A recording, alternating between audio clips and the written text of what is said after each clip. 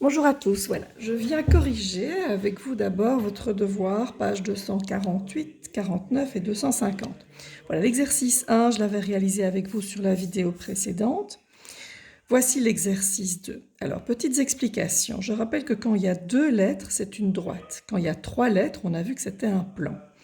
Ici, j'ai par exemple écrit que ABC, cela représente le plan d'en bas. Et je vois que la droite EF est en haut, et donc le haut est parallèle au bas. Ici, j'ai 2 plans, ABC, le plan du bas, et EHD. EHD, ils sont tous les 3 à gauche, c'est le plan de gauche.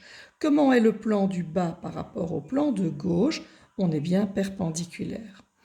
Ici, le plan de gauche, et j'ai une droite, GF, qui est à droite, mais qui par contre va du côté G, va vers la gauche, et donc elles vont se croiser à un moment séquente.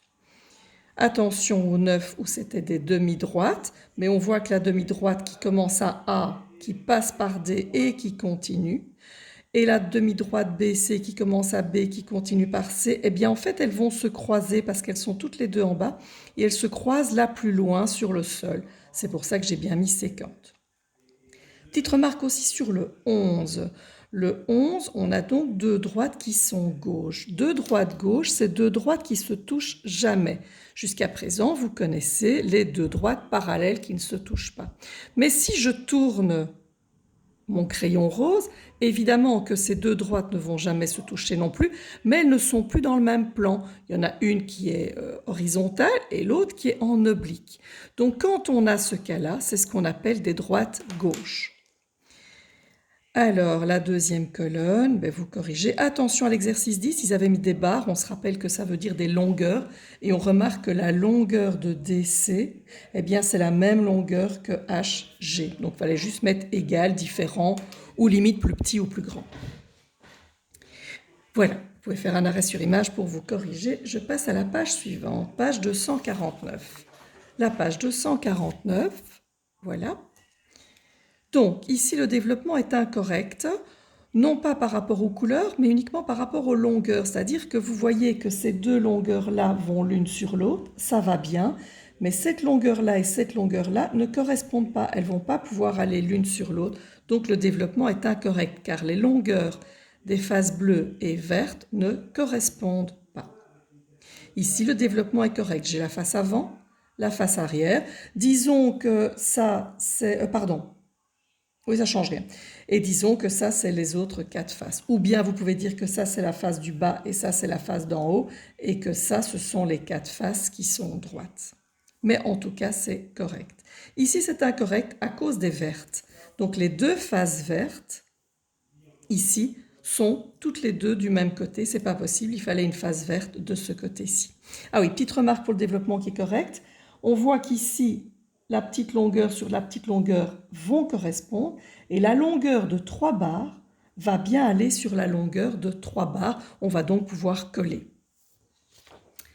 Page 250, il ne fallait faire que l'exercice 1, mais j'ai quand même mis les réponses des exercices 2, 3 et 4 parce que j'ai vu qu'il y en a qui l'avaient fait. Comme ça, ils peuvent quand même se corriger. Voilà donc l'exercice 1. Nous avons 5, 4, 2, 1, 3, 7, 6. Petite remarque sur le 4. Le 4 qui correspond à un cylindre. Si je prends le cylindre ici qui est une colprite, bon, on imagine que le rose est plus long, hein, mais bon, on a un cylindre, j'ai bien ici un rond, j'ai bien ici un rond au niveau de la base, les 2 bases sont parallèles, et quand je déshabille mon cylindre, j'ai bien ici un rectangle comme face latérale.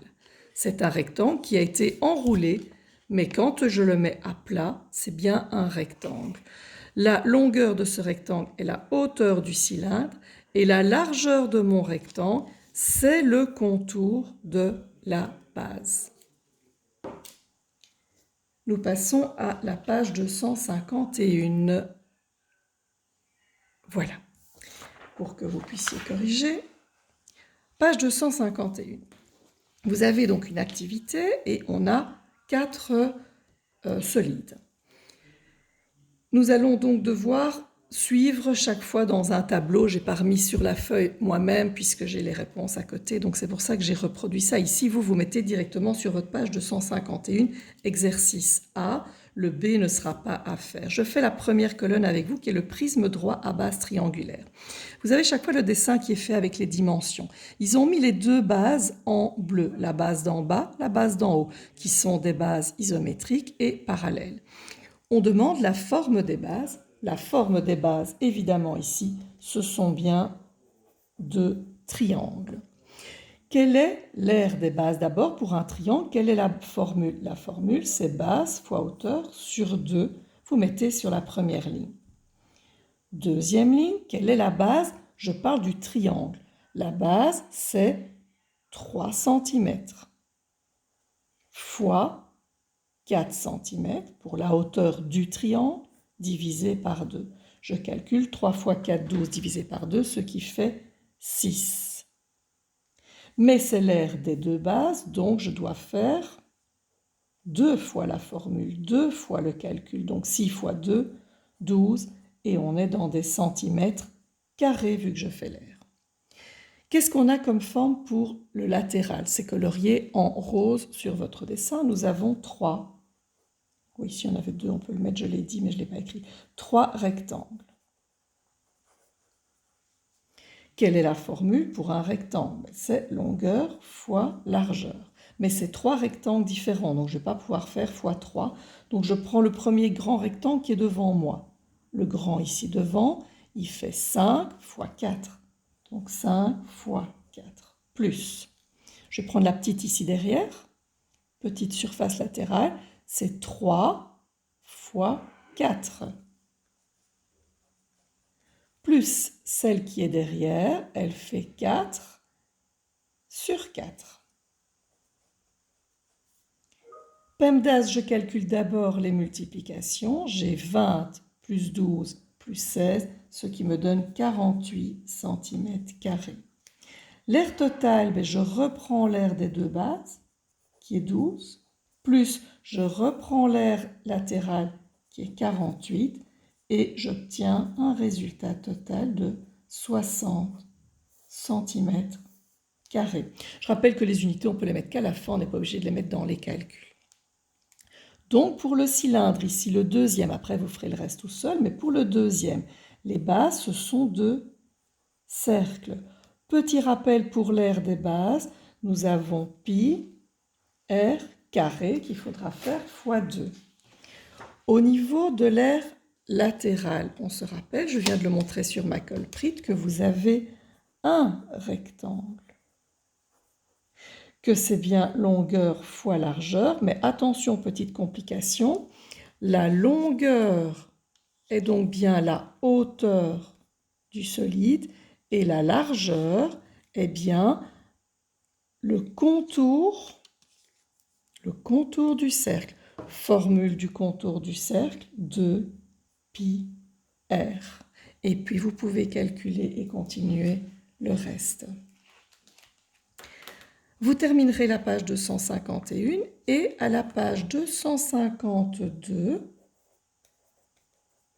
vous pouvez barrer l'exercice, enfin l'activité C, et vous ferez l'activité D. Donc vous terminez le A, les 3 colonnes, et vous faites le D à la page 252. Petite aide par rapport au calcul vers lequel on arrive, je vous remontre quand même un petit formulaire ici. Voilà. Vous allez donc avoir besoin de ça pour la suite, donc je vous le remets ici. On le mettra après en théorie. Voilà, bonne journée à tous, à demain.